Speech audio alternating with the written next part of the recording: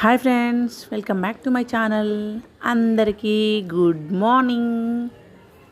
ఇదైతే సండే రోజుది. ఇవాళ అందరికీ హ్యాపీ సండే.